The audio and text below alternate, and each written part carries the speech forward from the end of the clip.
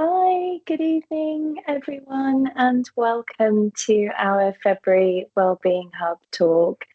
I'm happy to say that hopefully, I don't want to speak to you soon, but hopefully we've been able to iron out our technical gremlins. So for those of you who joined us for Eliza Fricker's talk last month, um, huge apologies for the technical problems that we had with that and the inability to be able to send you a recording. But like I say, so far so good with this month's speaker, Olive Kayongo, who's going to be talking to us about love, grief, and acceptance, an autistic parent's perspective of journeying with an autistic young person through their mental health crisis. I'm going to introduce Olive in just a moment, but before I do, as always, just a little bit of news and kind of preamble before we start. So just a bit of housekeeping. If you would like to submit questions for Olive, please use the Q&A button on your screen. Also, you can use the Q&A button just to have a conversation, just to add comments if something resonates with you or share experiences and so on. Those of you who've been to our Wellbeing Hub talks in the past will know that we can sometimes have quite an interesting parallel conversation going on as our speaker is delivering their talk. What I'm going to do is at the end of Olive's talk, I'm going to be kind of collating the questions, and I will try and put as many of your questions to Olive as possible. If we have lots of questions, then I might group them into themes. So I just want to apologise in advance if your specific question isn't asked, but we will do our very best with the time that we have this evening. And also, we're hoping that we'll be able to send a recording out of this talk within the next 2 weeks.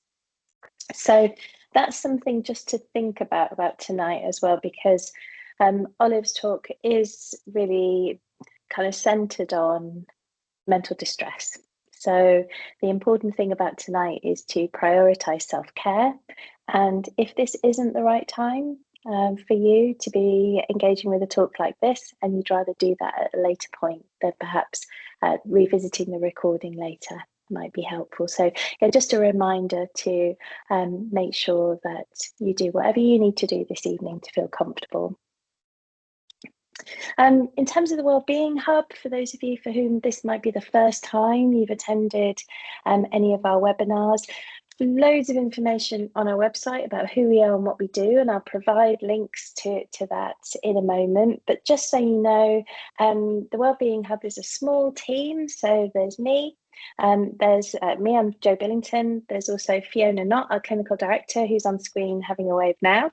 We also have another clinical psychologist, Emma Harris, who will be joining us hopefully later in the talk. And the aim of the Wellbeing Hub is to build an inclusive community of autistic people and their allies to work together to build creative and meaningful solutions to support autistic young people to thrive. And as I say, lots and lots of information on our website about what we do, and I will link to that.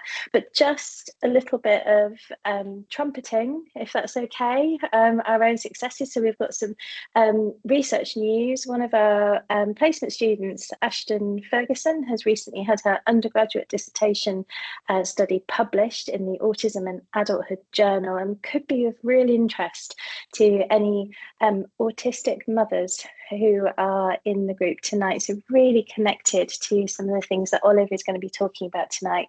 She was looking at an exploration of autistic burnout experiences in motherhood. And there's an open access version of that paper available through this link. And again, I will provide that link in the Q&A in a moment when Olive starts her talk so that you can access it.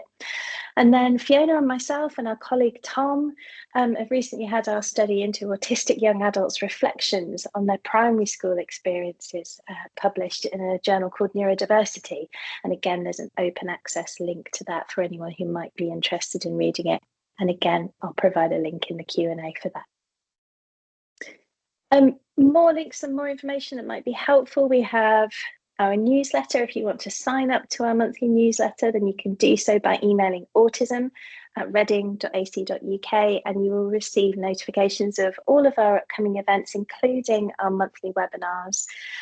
We also have our website, which, as I say, contains all the information about who we are, what we do, and what we've been up to since we launched just over a year ago. Many of our previous speakers have given us permission to record their talks and share them via our YouTube channel. Not everyone, but most of them have. So you'll find lots and lots of previous talks on there. And also, it's important to note that what we do in this project is funded predominantly through donations. So if you're interested in making a donation, there's also a link to do so. Before I get on to Olive, one last plug, and that's for our March talk. That's going to take place on the 13th of March, same time, 7 till 8:30 p.m. via Teams. And our speakers in March are going to be Mel Green and Claire Malcolm from the Open University. And they're going to be giving a talk around their research study titled Black Mothers Advocating for Their Autistic Children. And if you have any ideas for future talks or particular speakers that you would like to see us feature, then please fill out our Padlet. And again, I'll put a link in the Q&A for you to access that. But let's focus on this evening. And we are absolutely delighted. I'm just going to bring her onto the screen so you can see her. We are absolutely delighted to welcome Olive this evening. Olive is an autistic mother who's lived experience of supporting an autistic young person through a mental health crisis, drives her commitment to empowering families and fostering collaboration.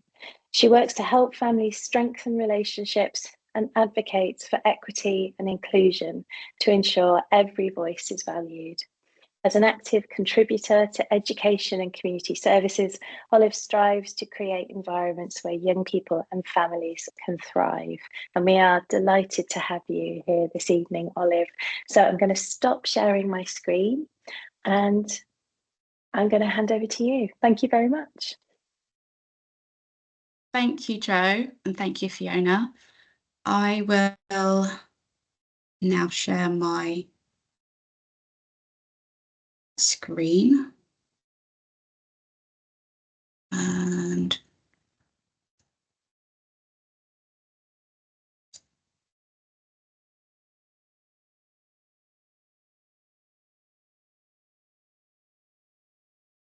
second.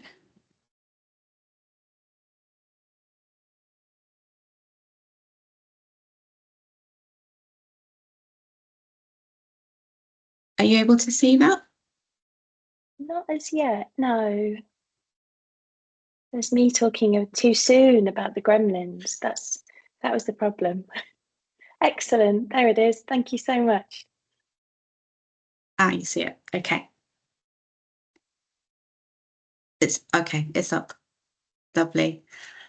Hi, everyone. Obviously, I can't see anybody, so thank you all for coming. And yeah, I'm just gonna dive straight in. So my talk is titled Love, Grief, Acceptance. And it is my story as a parent supporting my child, or my adult young person, through their mental health crisis.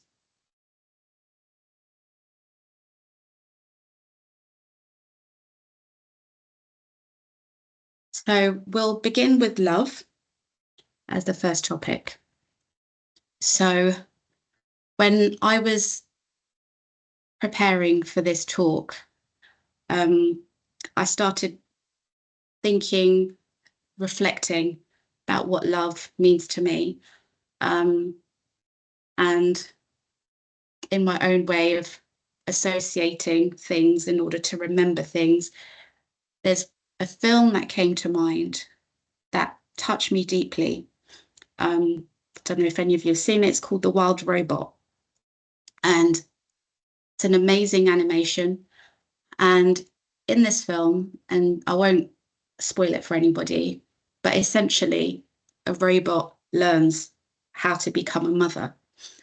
Now, this film resonated with me deeply, because in many ways that's been my experience. So love as logic and analysis. So this is times where I was remembering my early years of motherhood, my first child, and it's the reading, it's creating catalogues and catalogues of information in my brain. And of course, I had no idea that this is not how everybody thinks. So I would be analyzing everything, and love didn't come as this immediate felt sense. It was about the finer detail, and it was driven by this really strong desire to protect and nurture. And it was this desire to be driven to understand every detail about how to parent. So it was about the finer details of putting it all together. And over time, I came to understand in more recent months, I would say, that something called the bottom-up approach of learning. And that is I would collect little bits of detail first. I need to collect it all.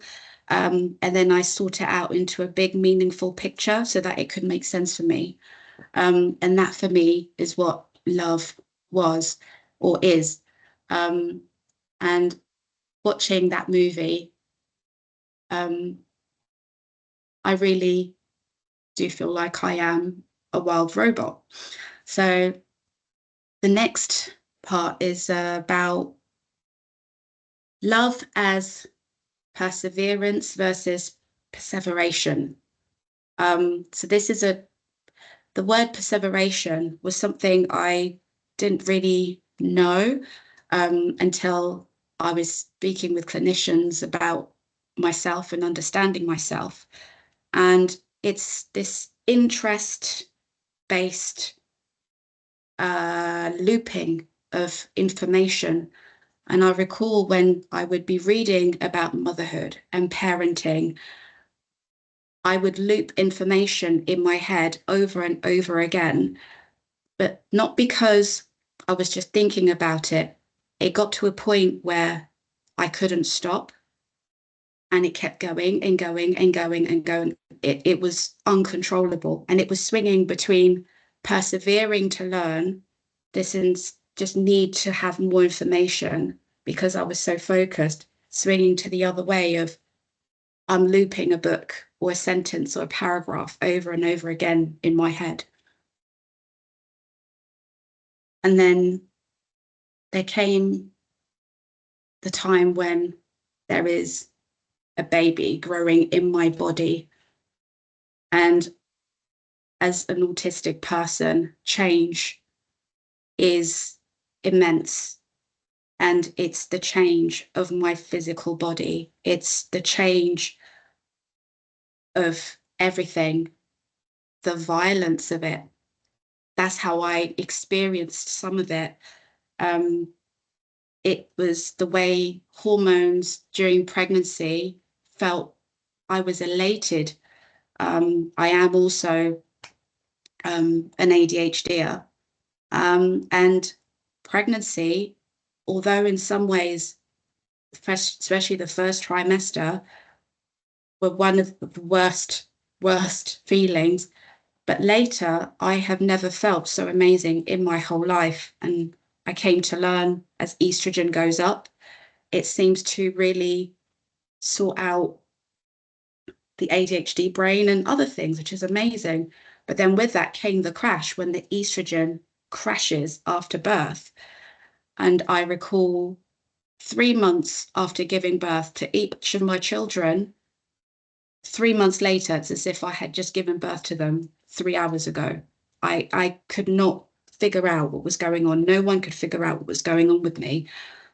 And then it's having this little baby to take care of. And it was the changes of a baby's or a child's milestones.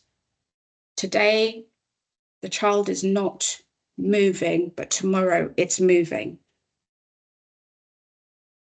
that shift, my mind and my system found it quite difficult to compute it.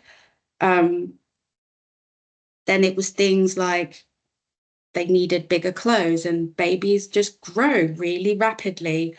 But then it's also things like as they grew older, a child appearing with a missing tooth, and that missing tooth would be there for a very long time. And it would just surprise me how much that would distress me, but I wouldn't show it because I knew that that was odd. So it was overwhelming. Children needing to be free and playing. If my child fell, it would feel like a visceral pain in my body. If my child cried out in pain, I would feel it. It was going to my son's parents' evening and reading a poem he's written and bursting into tears. And teacher sort of wasn't quite expecting that, because what he's written is just so beautiful, because I'm just fascinated by my children. I'm just in awe, because of this almost inability to detach from the experience of having created an actual human being that's walking around that is their own person. I'm just fascinated. It was going to a parents' evening while in labour, but I'd made the appointment, and it was important to ensure that my child's needs were understood, and somehow that mattered more than my body. It was a very interesting conversation with that teacher. We are good friends and we laughed about it afterwards. However, I had no idea that I had a difference in the way that I process how I love. So love can be overwhelming, and not because it's lacking, it's because it's too much. It's because it's big. It's because it's consuming. It's the inability to regulate emotions and the exhaustion of burnout and pushing past limits. And all of these are things that are synonymous with love as a neurodivergent mother.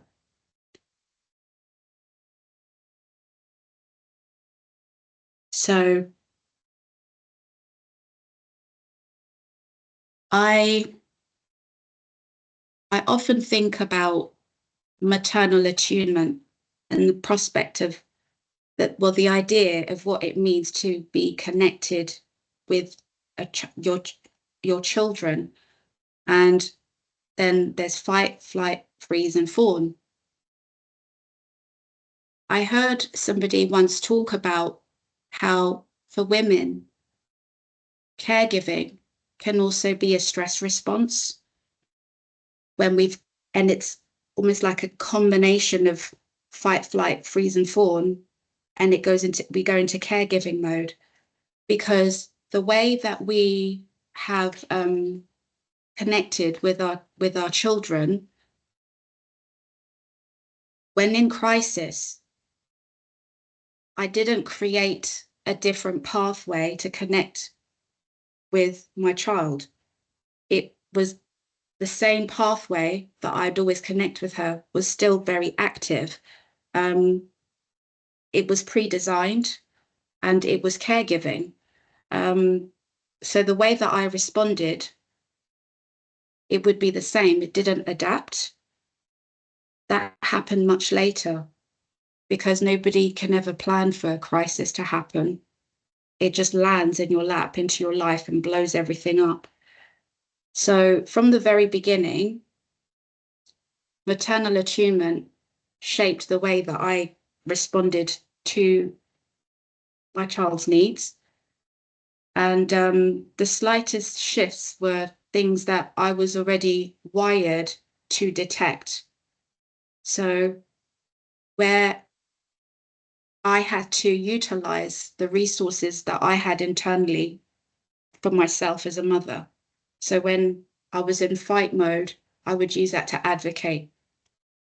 And this is something that I have found in common with so many mothers who have supported their young people through crisis and their children as well. It's this constant advocacy that we need to do in all areas of our life for our children. Then flight is hypervigilance. I'm watching, I'm scanning. It's knowing that communication is somewhat limited because we're in a danger zone. So how I detect what to do next is not through words.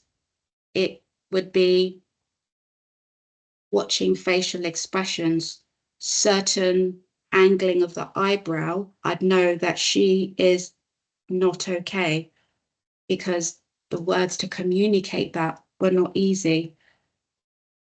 Being in freeze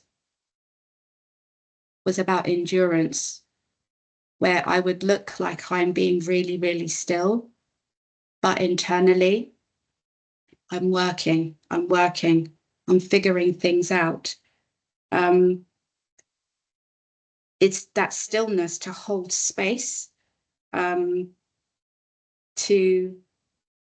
be in waiting rooms, to fill out reams and reams and reams of paperwork. It's perseveration, perseverance. So it was a way to control what was happening and to try and minimize the variables of change, to try and keep us safe. And freeze also looks like dissociation, a coping mechanism where the blinkers just go in and it's just focusing on this one thing to keep my child safe. Then there's fawning, where once I would have had a soft voice to gently calm my children when they were younger. Now I was using it to negotiate. And I heard somebody once use this phrase, and I borrow it, to become a velvet bulldozer, to learn to negotiate in a way that was reasonable and engaged, a skill that I had to learn.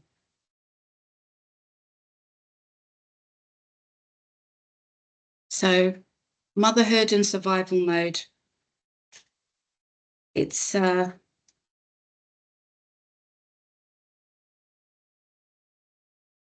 world came crashing down and very, very suddenly. And for us as a family, it was during COVID. Now, being in isolation and being in lockdown, in many ways, for me, I had absolutely no idea how much I really thrived on spending time on my own. And of course, it was a very unusual time, unprecedented. And coming out of that for us as a family also meant we had no idea. I had no idea that we were going to enter a crisis. So for me, masking as a Black woman. So I was born in Kenya. I came to England when I was 10 years old. Now, I have never really felt like I fitted in with any one particular group of people. And even with people that do look like me, speak like me, sound like me, it's very different. And something that I've more recently been able to understand is a part of my neurodivergence. However, that meant that my mask had many layers. So not only am I a woman, I'm also a Black woman, and I am a mother, and I am neurodivergent, and all these other, and now a woman in crisis. It's being in situations where I am speaking with a Black clinician who is also Black, and I'm allowing myself to be free in how I speak and advocate for my child. And I'm breaking that mask because I'm in survival mode and being told that I need to know my place as a Black woman. Shouldn't let people see you cry. You need to be a strong Black woman. You need to go home and discipline your child because this is just bad behavior. Whereas we just come from A&E and just not knowing what to do with that and being shamed for being vulnerable because there wasn't room to do that in certain spaces as a Black woman with people that did look like me. The sensory and cognitive overload of being in that mode was overwhelming. Everything was heightened. Cortisol was surging through my system. Every shift, every micro expression, I was processing all the time. Now, I'm not a clinician. My special interest is brain and human behavior, how they connect. And my special interest is also autism and ADHD. And I recently read somewhere that the autistic brain generates 42% more thoughts while at rest. I was like, oh yeah, okay, that makes sense. It's really affirming. Literally just open your eyes, wake up. I just wake up, just it, off we go. So in crisis, the days blurred into nights. I wasn't in my body, yet I had to care for it. It was just a vehicle to get me through. Sleep was metaphors of my thing too. Sleep would be like deciding, am I going to have this for lunch or that for lunch? Well, I don't really know. I'm not really in the mood for that. Maybe I'll have it another day. That's how sleep was because my brain was so full. So sleeping became something I couldn't grasp when my body needed it. My body was shutting down. I felt like I was glitching. And it's like I was a high-speed processor, just going, going, going. Then came dissociation. And this was the breaking point for me. When I look back, it crept in really quietly. It wasn't something that I was incredibly aware of. But then when I look back, it had been something that I've experienced throughout my life, even as a child. That, and also coupled with a sense of, I heard someone describe it as maladaptive daydreaming, where I could escape. I'll be here, but I could escape for weeks at a time. And it was a way for me to cope with what was going on. That's how my body did that. So it was a foggy experience. I was there, but I also wasn't. I could hear conversations and feel present in them, but they were being stored in another part of my brain. I was making decisions, but I wasn't living inside my body and my life. And in those rare moments when it was quiet there was something unbearable pressing in, and I couldn't really afford to name it because I didn't have time to. I didn't have time to pay attention to it because I needed to keep my child safe. But because something had to give, and if I stopped to feel, to name it, I wasn't sure if I would have continued to keep going, but I had to keep going.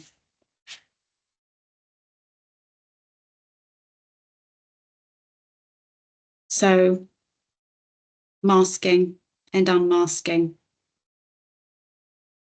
The phrase unmasking really popular in anyone who's into neurodivergent Instagram and all of those things. For me, the weight of the mask is the weight of knowing it's being perceived. It's my differences being seen. It's not being able to camouflage well enough, not being able to blend in and fit in well enough anymore because my resources were running low. So my mask starts to crack. It's going into appointments and speaking with clinicians and being able to just run off the DSM-5. It's making appointments about medications. I would come armed with my patient information leaflet. I've read it, it's there. And I'm asking the clinician to please get their copy of the BNF. The latest edition, of course, comes out twice a year. Let's compare notes before we make any decisions for my child.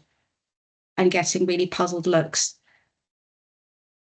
And I was having lots of these interactions, and it wasn't because of what was happening. And I was sensing that I was being watched, I was being seen, and being told I was very unusual. Again, I had no idea why. We'd be in appointments and it'd be, oh, your mum knows so much stuff. Is your mum a psychiatrist? But I didn't feel proud. I actually felt furious because I didn't want praise. I just needed somebody to understand the severity of the situation because this was my child. And of course, I knew everything I needed to know. I was relentless. Why wouldn't I be? But then little did I know the mask was cracking. So what had been a seamless, effortless performance, calm and funny and doing all the things to distract, I came to realize that the mask is a part of me. Therefore, these features are going to be present on the outside, and it has its limitation. And this mask was, it was slowly betraying me because the more I pushed on it, the more I relied on it, the more it solidified. The more it solidified, the harder it became to take it off. I didn't know how to take it off because I'd never really experienced not having it, but I was becoming aware of it. And this is also running alongside that my child was being assessed for autism. I didn't know what autism was at the time. But then the harder it became to understand what was happening to me. And the more I lost sight of what was actually going on underneath. So there was a night I'll probably remember for the rest of my life. I don't often lucid dream as an adult. I did very much so as a child. This is the only time I can remember lucid dreaming since my teens. And it was not a fever dream. It was happening. It was real. It was so vivid, like it was there. And essentially, I was in this dream negotiating with the Grim Reaper and negotiating for my life, for my child's life. And I was caught between knowing if I was still alive and the unsettling uncertainty that I might not be. It was really, really frightening. This, I see, was me in distress. I was in autistic distress. I wake up, I start having auditory hallucinations. I've never experienced those before. Am I going crazy? What's going on? No, keep focused, task at hand. We've got work to do. Then the morning came and something inside of me, a part of me, spoke to me. And very distinctively, it wasn't necessarily words, it was like words embodied as feeling. And it was, you need to hide. Olive, you need to hide. You need to stay safe. Today is a day of reckoning. You need to go now. You've got 45 minutes. It wasn't fear, it was certainty. I knew something was about to happen, something irreversible. And somehow I managed to communicate that I was in danger before I lost my ability to speak. And my body was slipping from my control. I tried to speak, my words came out as something else, into raw, guttural sounds. The more I tried, the more I detached. And soon enough, I was hovering above myself, looking down at myself, screaming. And I wasn't in my body. My body did not belong to me. I was watching myself. Then the paramedics arrived and I saw them. I watched them enter my home. I was observing them. I could see everything. I was screaming, trying to speak. More screaming would come out. Then I'd hear them whisper amongst each other or pretend to give her oxygen that might calm her down. I wanted to tell them that I was there and I could hear everything they were saying, but I was there screaming. And I remember one of the paramedics, lady with blonde hair and blue eyes, got really close to me and her face just distorts. I see she's concerned. I'm still screaming.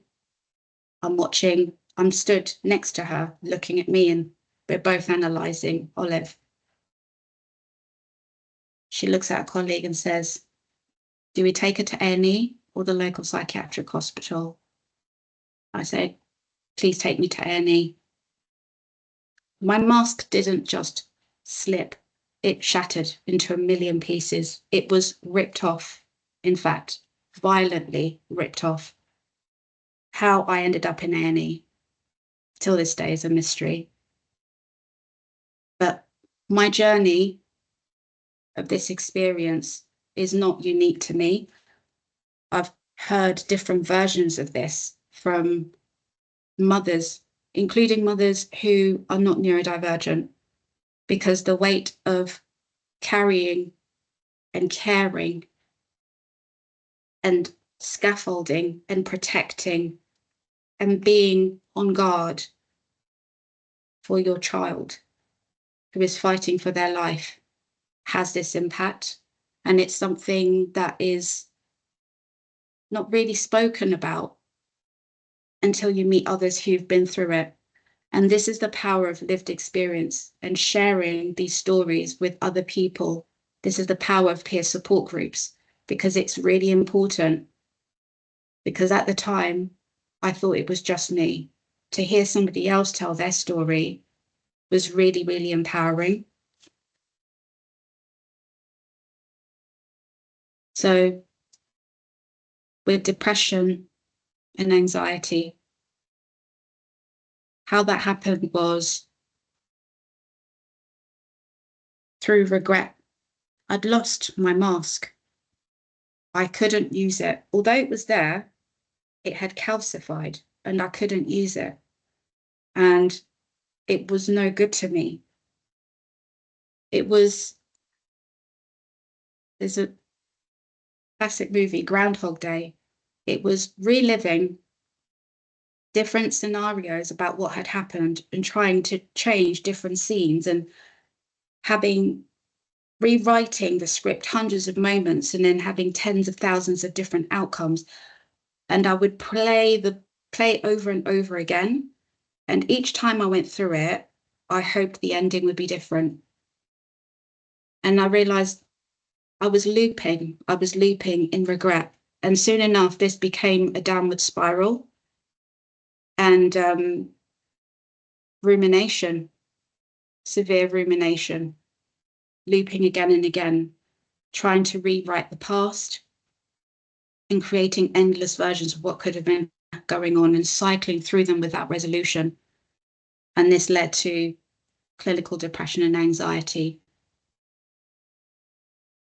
So in many ways, the process of unmasking is a brutal one. And it's one that it's almost inevitable, especially for a neurodivergent mother being in that situation.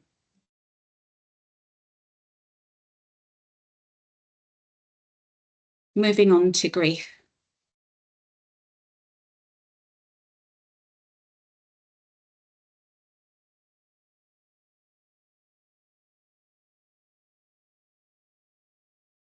Now sorry.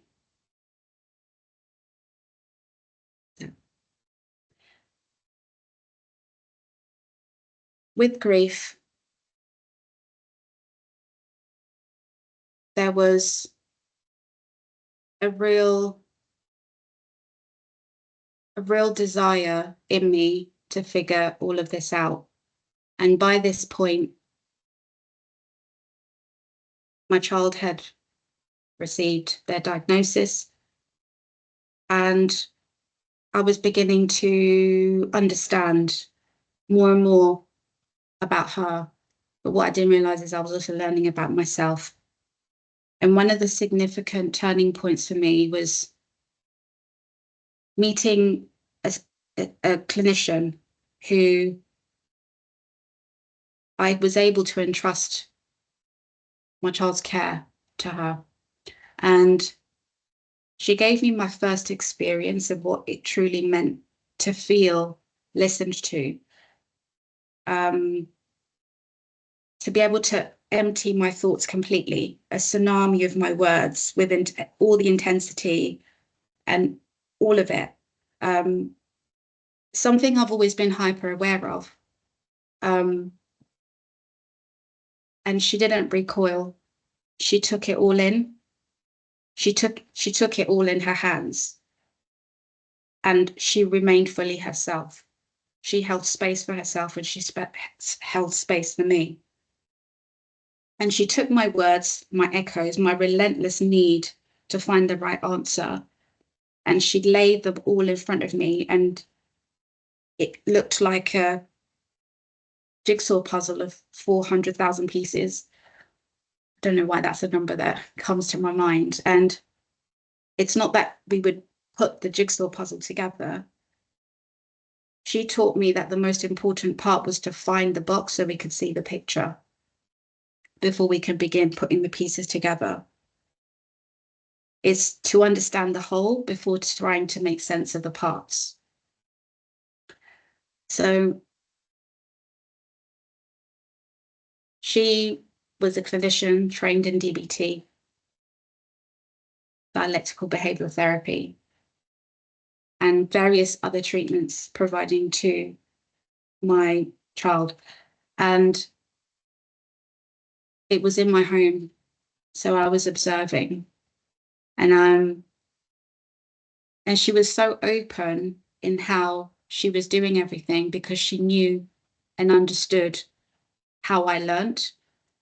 And she valued that a parent being on board is the most effective way for this to continue. So I was absorbing new skills to be able to help my daughter. However, I was also learning for myself, and I was watching. I wasn't being told. I was part of the process. She saw my need to understand and didn't dismiss it. And she would answer my questions. When I'd go and research, she would indulge me. Until this day, she still does. And she's a very special person to me. So we built trust with the boundaries of her professionalism, and it created a sense of safety that was so profound, that I felt engulfed in warmth and one in a way that I had never known.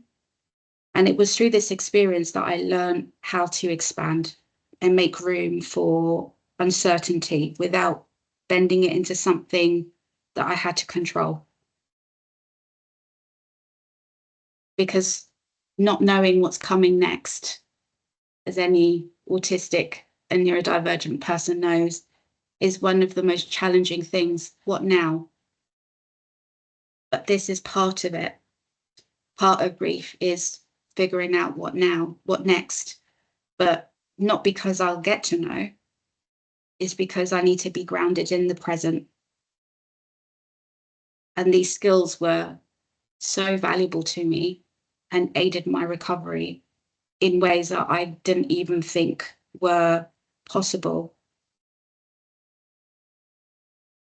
Because once I let go of control, I could finally face what had been lost. So there were, it was her who introduced me, the clinician introduced me to the idea of holding hope. It was the first time I'd heard this phrase. And she would tell me, you need to hold hope for your child. What does that even mean? And in our conversations, I came to realize that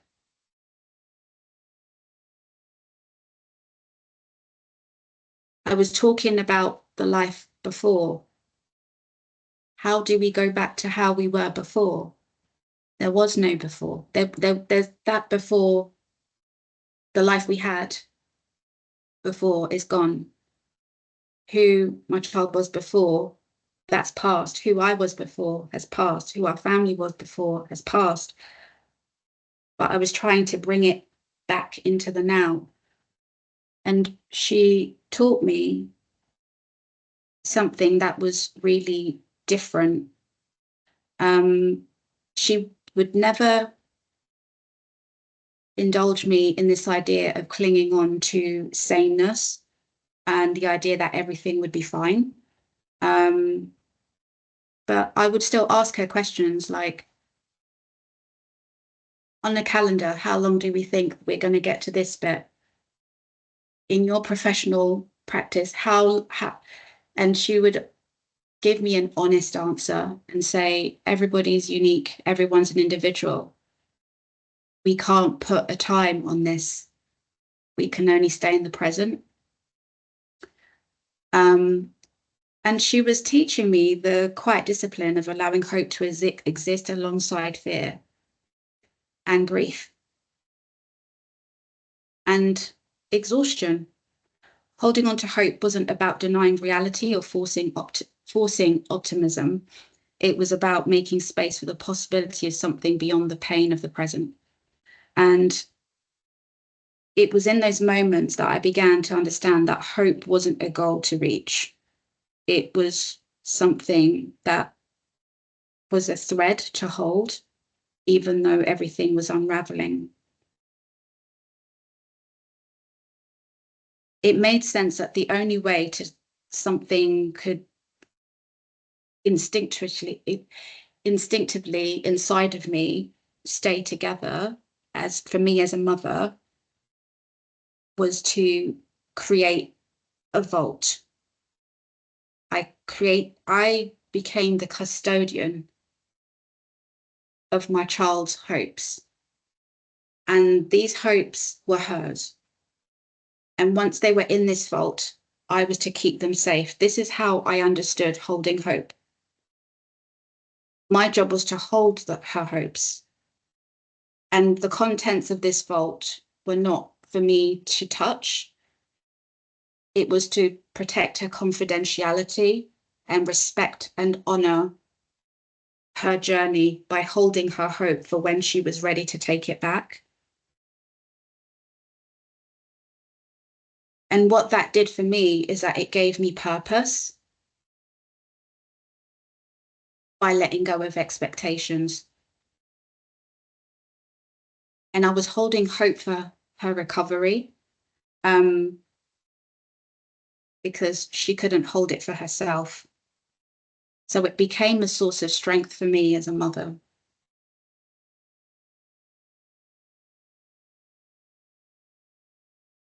So some of these hopes were things like my child wasn't able to go to school for 2 whole years. It was trying to homeschool and realizing that learning and academics were part of the trauma that she was experiencing. So that was no longer an option. It was signing up and spending thousands of pounds on an online school. And she wanted to learn, she wanted to be in school, but she needed to heal. So priorities needed to shift, prioritizing healing above academics, prioritizing making friends to heal, prioritizing things that societally, for a person of her age, they had to be put down because healing needed to happen. So we had to just close the curtains and just enclose ourselves and heal.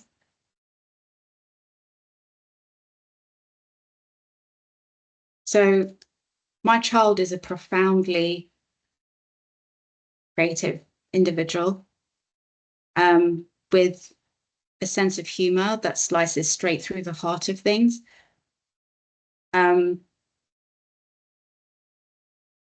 And at first, I thought all of these things, all of these hopes of who she would become was something that I needed to keep going. Oh, I lost.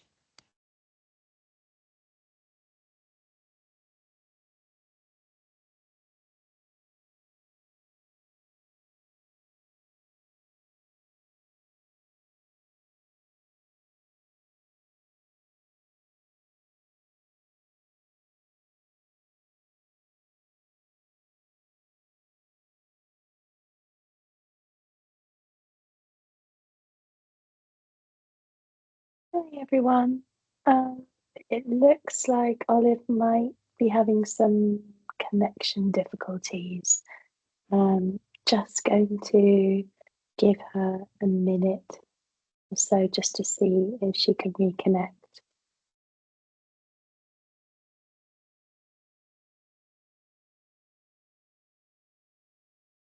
Yeah, I'll just see if I can help her offline. So if you could just bear with us, huge apologies for this. Hopefully we'll get Olive back in just a moment.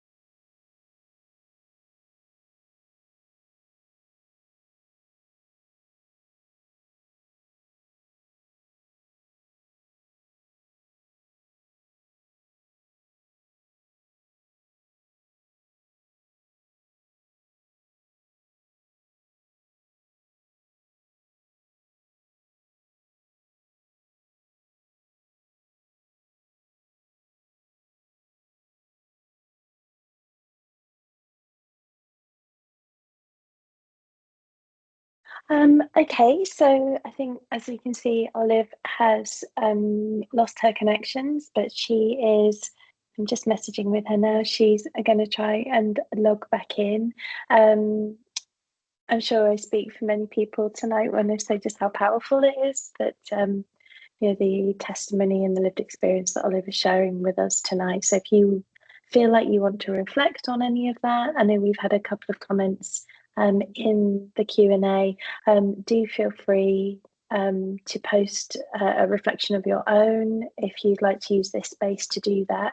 In the meantime, I'm going to be working hard to try and get Olive back online. So thank you so much for your patience.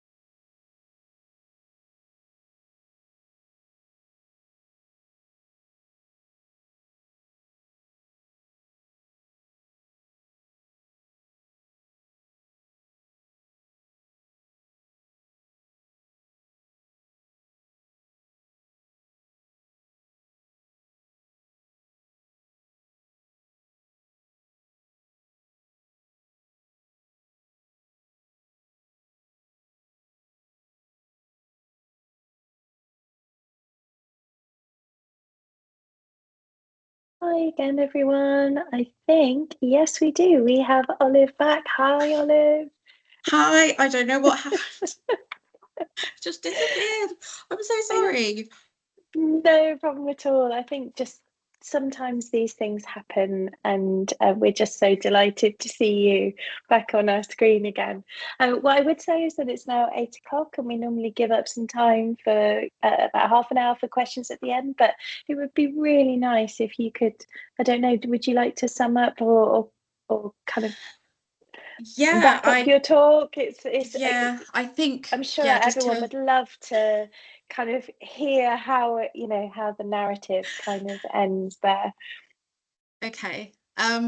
Yeah, I feel like it was trying to find a way to do that. Yeah, that cutting off, it's Yeah, I imagine um it's really got in the way of your flow, hasn't it? yeah.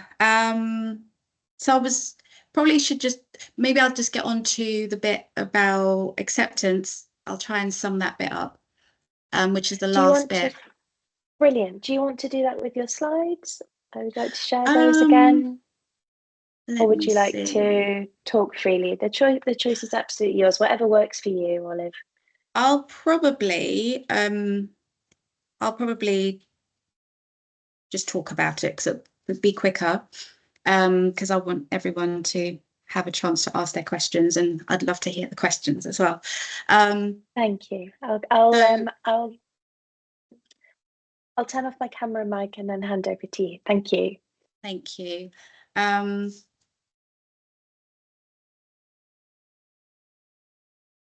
so the last, so I think I'd got to the bit around grief and um, understanding grief. And what I realized was that regret transformed into grief because regret was this um, was this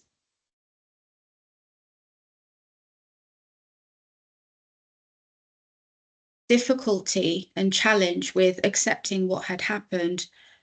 So the lovely clinician I was talking about, and through DBT and learning these skills, I started to learn one of my most precious skills is radical acceptance.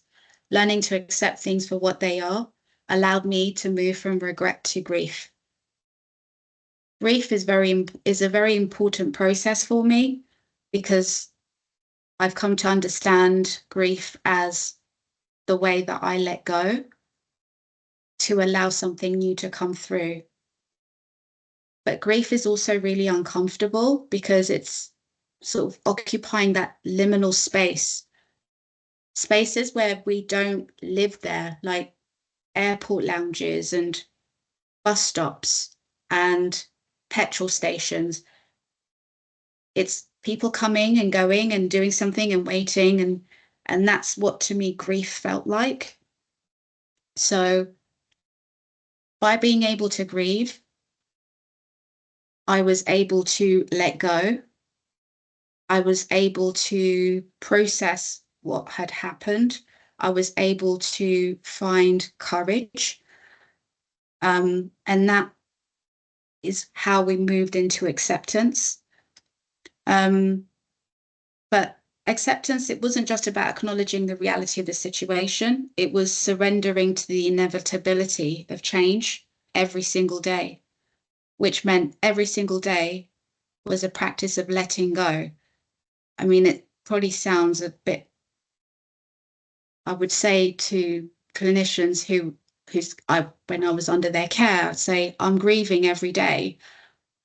And I remember one clinician who I got on really well with, and he said, yeah, that does make a lot of sense for an autistic person to say that. And that's when I realized, okay, yeah, I use language differently too. And that was really interesting. So I'm a big fan of grief, but not in the way that other people perhaps use that phrase, because I find grief to be really useful. So acceptance was recognizing boundaries between myself and my daughter. And this became a really important part of the healing process because that vault that I was holding, it was still there. Now, the contents of it, I weren't my business. It wasn't for me to touch. Even the hope of the recovery, that wouldn't be it. Having this vault actually enabled and facilitated for me to learn how to validate a person going through crisis. And to be able to listen to what she was going through, and I would see it as she's fallen down this really deep pit, and she didn't throw herself down there. She was just walking one day and she just fell and broke every bone that would enable her to bring herself back out. But she had to heal because she had to bring herself out. I had to climb down and take her what she needed while she was down there. And these interactions, they needed confidentiality and trust and safety, because the conversations that we needed to have needed that. And I needed to become expansive. So finding freedom to move, finding freedom to express, finding freedom to self-discover, and essentially being on a quest to find a life worth living. So I embraced the transformative power of parenting with acceptance, and it paved the way to healing. And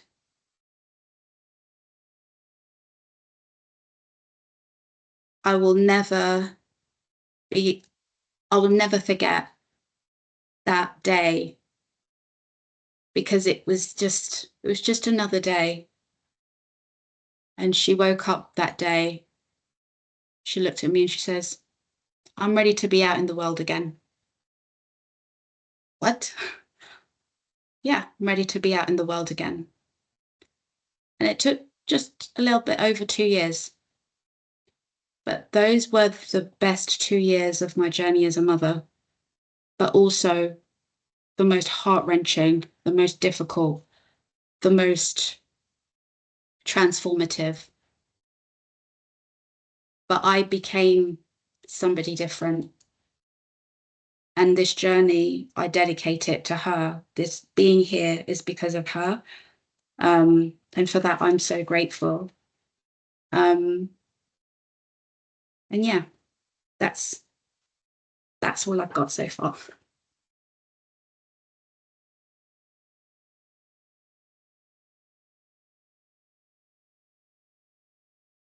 It's very rare that I have no words. I'm quite overcome, actually. Thank you so much.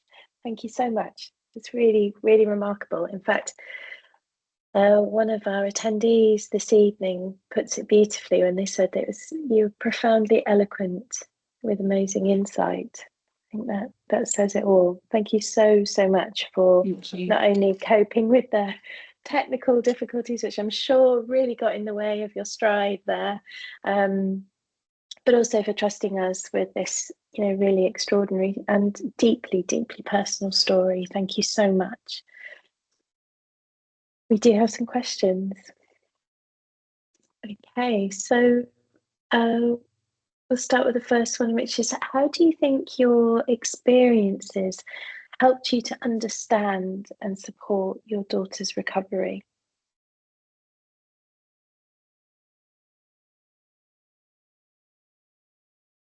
What I've realized is, as a parent, when you just went, but this for me, that's how, it's not how everybody does it. As a parent, I realized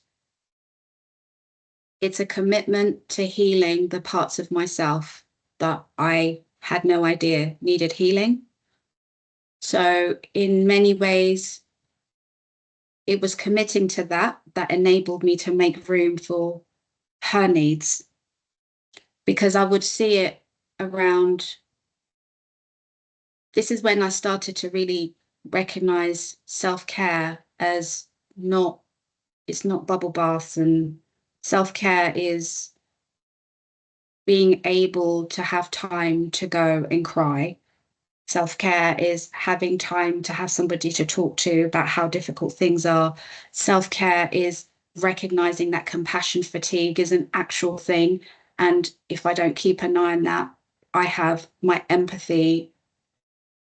I would I meet with a group of mums and I give this analogy that empathy, it's like an arm, an extra appendage. I have to plug it in, because if I don't have self-care, I won't be able to plug it in. So I wouldn't be able to care for myself or anybody, and especially this young person who's in crisis.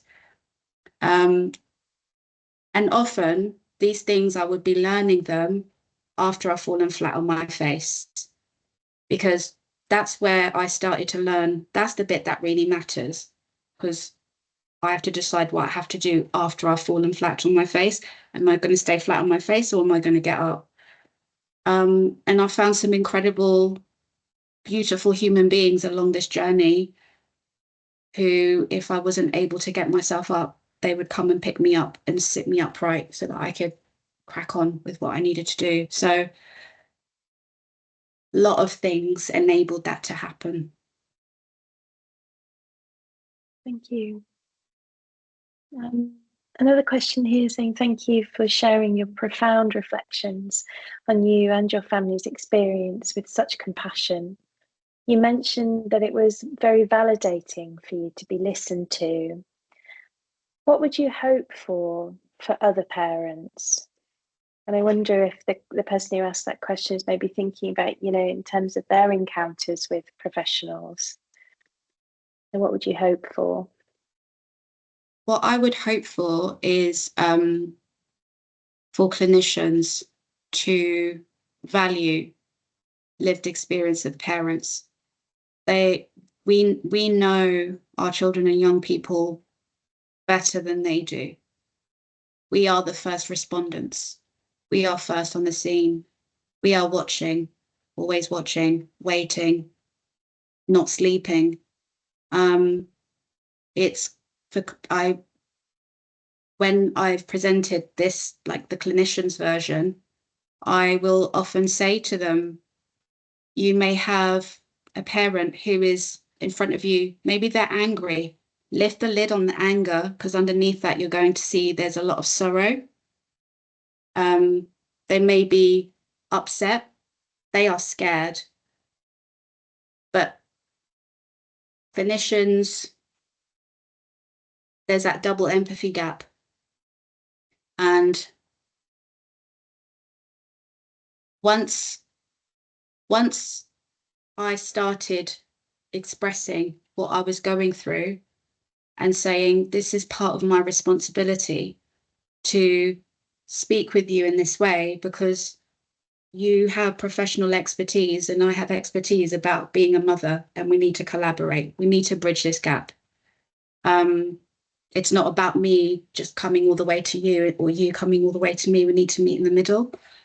And sometimes that would work, but sadly, more times it wouldn't. But then the times that it did, it was absolutely amazing. And there's some incredible clinicians out there. Absolutely amazing people out there.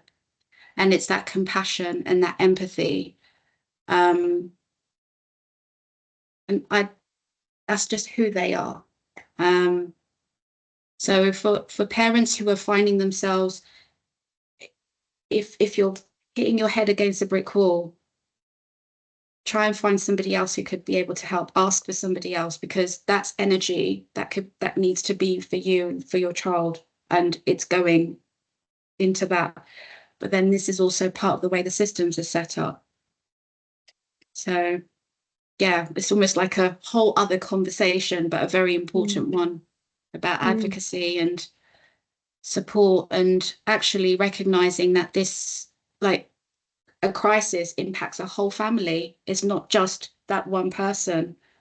I was saying to someone today, actually, that often, you know, if a parent is sat in a appointment with their child or young person in crisis, essentially there's actually two patients in the room, but it's never seen that way, especially if you're a mum. So that's really interesting. Yeah, yeah. I'm sure that will resonate with a lot of people tonight. Not so much of a question, but I think, an interesting comment, because you mentioned about the importance of peer support. Somebody has said face-to-face support groups for families experiencing mental health issues involving neurodivergence would be something that they'd like to see more of. I just wondered if you had any comments on that, because I know you mentioned it briefly about that being a very important part of the many things that you said were very helpful for you. Do you have any thoughts on that, the support groups of that nature? Yes, definitely. So it has become more accepted that those of us who have been in this situation, we are the people who will volunteer and reach out to other people. I actually started to form my tribe when I'd go to these parenting courses. Some of them are better than others. And I'd make friends and we'd meet up, and we would, along the journey, we'll find other mothers on their journey, on their own, thinking they're on their own. Say, hey, we're on this journey, and like they think they're on their own. So a lot of it's a very isolating situation, because there's so much stigma around it. There's so much shame around it. There's just a lot of barriers. But then that's where, for us as the parents, we we need to focus on figuring out how to tap into our vulnerability, because when I find another parent who's going through the same thing, they think they're on their own. They think that they are the only one who's ever been through this. So there is going to be somebody out there who is going through the same thing. And all it takes is for 2 or 3 people to get together, and soon enough, others will follow. So what I've seen is that this grows really organically. And there are other organizations where people will come together. So I've been to some fantastic support groups. And it's also things like parent carer forums, advocating for parents advocating for change and improvement in services for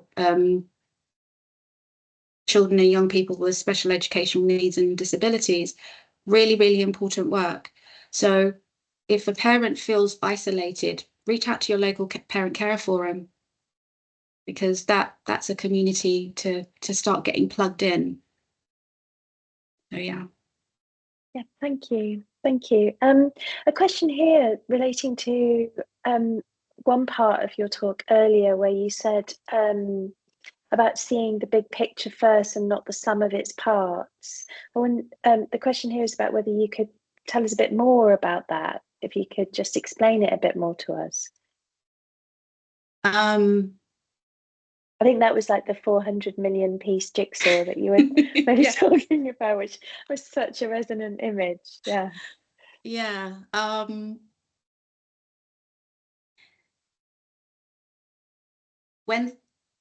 Because the situation is so novel and new, my brain just goes into like, get all the pieces, like let's just and because it's desperate and because there's danger and there's risk, but how can I be still? And seeing the bigger picture isn't, oh, that's when recovery is going to happen, or that's when you're going to, but then it was finding another way to create a timeline, but without expectations. So it was understanding how healing happens. It was understanding that between this milestone of recovery and that milestone of recovery, there's a lot of work to do. So the bigger picture was not what I expected. And this clinician, when they would give me the bigger picture, in the beginning, I was just like, what are you talking about? Can we just like get on with the jigsaw puzzle? There's like 400 pieces to do. This is going to take ages. Can we just get on with it? But she just kept presenting me with this one image, which is to be a whole person. And I was like, what does that even mean? And she's like, well, you figure it out as you go along. So it was almost like an embodiment of something. So yeah, but seeing the bigger picture rather than seeing the little bits, it really kept hope going for me. And I'm just adding my question here, Olive, if that's okay to that. Do you think that you would have ever come to that realization yourself without that particular clinician being able to kind of guide you into thinking in those terms about the bigger picture and a whole person, however that might manifest as time went on? Do you think you would ever be able to do that on your own, or did you really need that clinician to be able to signpost you and direct you in that direction? Without any hesitation, I wouldn't have been able to do it on my own, because I didn't know myself either. So I didn't know I was neurodivergent. I didn't know that I had a different way of experiencing this whole situation. But I also didn't know that I was allowed to accept myself. I'd never heard of DBT. I'd never heard of all these other therapies. I'd never known what CAMS was, how it works. I didn't know any of these things. And she was just this amazing grounding presence in our lives. and still is, because she's now my friend. And it was that, I think one of the biggest gifts that she gave me was she listened to me in a way that I have never been listened to before. And that transformed me. But I think she planted so many seeds in the time that she was working with us. Until now, they are still flowering. So, yeah. That's really wonderful to hear. And we do have another question from one of the attendees, but if I may, I wondered, we know that access to clinical services is really difficult, particularly for neurodivergent people. What advice would you have? I mean, it sounds amazing that you've been able to find somebody who has had this really extraordinary effect on you and your family. What advice would you have for anyone else who's here tonight who's maybe struggling to, really wants to have that person and that kind of professional input into their life, but is struggling with those barriers? From a parent's perspective, ensure that your child or young person knows that they are loved, because love is a thread that goes all the way through, all the way through. Because there are certain things about services that we can't change, but what we can control, let's control. What we can influence, let's influence it. And I think as parents is ensuring that our loved one knows that they are loved through and through in their darkest moments. And that takes practice. And essentially, in my experience, that was about me deciding to surrender to the process of healing myself. And when there wasn't there when there weren't lights shining in on us, we had I had to become it. I had to share it with my child. And I've met so many parents who are doing the same thing in such profound ways. So it's really important to hold love as the most important thing when waiting, to keep that love there, and for them to know that they have it and it's unconditional and that they are seen for who they are. And advocacy, advocacy, advocacy, advocacy. And always know that if a parent is in the room with clinicians, we are not clinicians, we are parents. It's not, although they're, but it's that sort of in between of, I can't, to go in a room, I need to know what's going on, but this person has expertise and knowledge that I don't have. And it takes time. It does take time. But yeah, love is the most important thing. Thank you. We have one more question from our audience tonight, and then I would like to end on a question of my own, if that's okay. So this is possibly opening up a bit of a can of worms, but one question is really related to what you were saying about, bridging the gap between parents and professionals, and perhaps professionals recognizing the expertise of parents and the need to, to collaborate. One of our attendees tonight said, what message would you give to education settings about the way they interact with parents? Because I know you've been talking a lot about people who work in health and clinical services tonight, but what would you say about those who perhaps work in education? Believe the parents. Parents know their children. And for those parents who really love their children. And I believe if a parent is in a school advocating for their child, believe them. For many neurodivergent children and young people, school is not a place that is safe for many reasons. There are some schools and some classes and teachers who are amazing and are able to provide that. But home is going to be a place of safety. And when a parent is saying, my child is behaving like this at home and is speaking to a teacher, I'd say it's important for teachers to believe the parents, because masking is a factor. And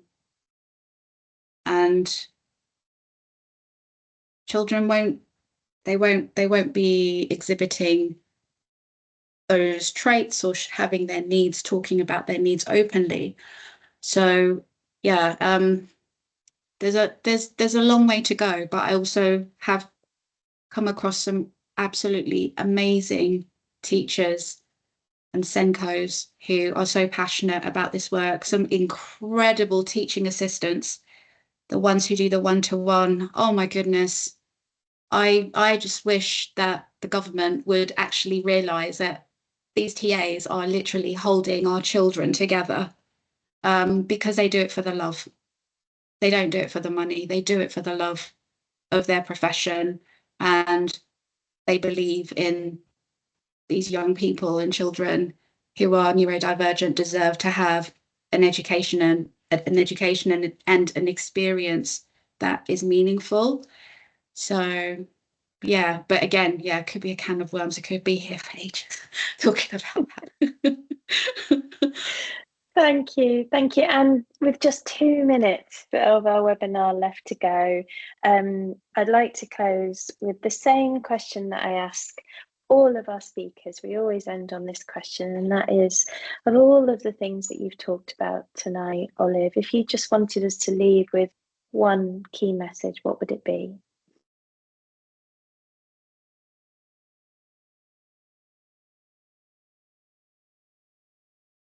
In a crisis, in a mental health crisis, the most important thing is to cultivate love. Love is a safeguard.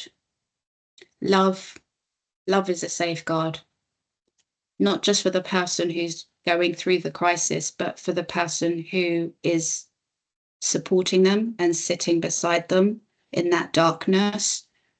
Love for self as the caregiver, because love is that golden thread that just passes through everything. And in a crisis, that's when it's really tested, and it needs to, and it is,